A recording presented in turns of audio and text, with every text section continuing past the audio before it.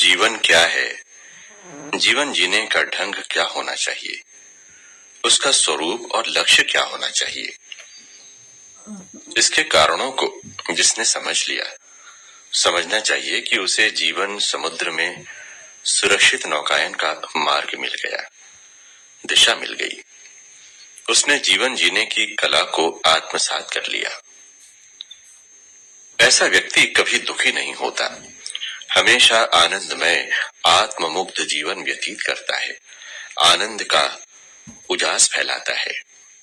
जीवन को आनंदमय अवसाद रहित बनाने के लिए आवश्यक है कि हम अपनी कमजोरियों को पहचानें, मन, विवेक और बुद्धि को जागृत, संतुलित और निरपेक्ष बनाएं, काम, क्रोध, लोभ आदि दुष्प्रवृत्तियों का दमन करें, उसके लक्ष्य की सार्थकता को हासिल करने का प्रयास करें। आत्मवत सर्वभूतेषु यह पश्यति सह पश्यति के मार्ग का अनुसरण करें। श्रीमद् भगवद गीता के उपदेश का परिपालन करें। मानसिक दुर्बलता और आंतरिक अस्त व्यस्तता के नियमन और उच्च संतुलन के द्वारा मनुष्य की शक्तियां संगठित होती हैं। एकाग्रता और तन्मयता के जरिए उन्हें शक्तिशाली बनाया जा सकता है।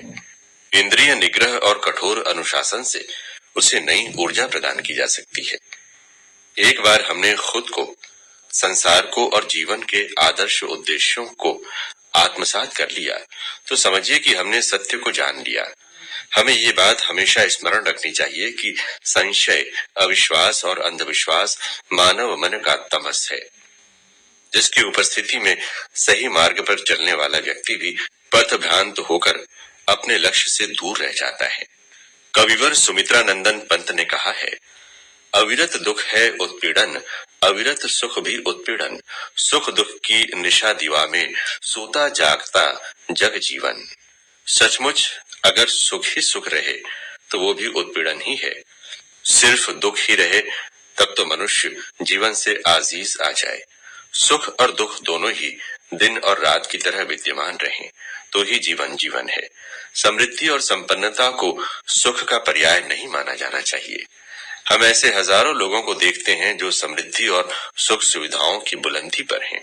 उन्हें जीवन यापन की हर सुविधा और संसाधन उपलब्ध है, लेकिन वो सुखी नहीं नजर आते। किसी न किसी रूप में दुख भी उनके साथ मौजूद है। इसी तरह विपन्न से विपन्न व्यक्ति भी हमेशा दुखी ही नहीं रहता। जीवन की मुस्कान उसके होंठों पर भी दिखाई देती है। विपन्नता उसकी मुस्कान छीनने में समर्थ नहीं होती।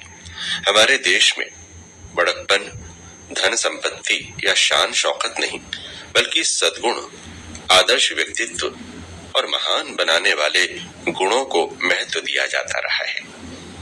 देश की महान विभूतियों पर नजर डालें तो स्पष्ट दिखाई देता है कि वो बड़े और श्रद्धेय इसलिए नहीं माने जाते कि वो संपन्न और कुलीन परिवार से थे, बल्कि इसलिए माने जाते हैं कि उन्होंने लक्ष्मी की बजाय सरस्वती के स्तवन को महत्व दिया।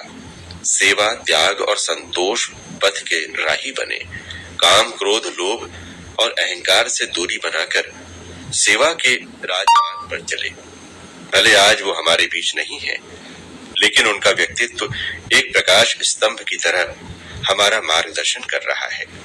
एक फ्रेंच कहावत है, जीवन आधा बीत चुका होता है जब हम सोचते हैं कि जीवन क्या है। विक्टर ह्यूगो कहते हैं कि जीवन एक पुष्प है और प्रेम उसका मधु।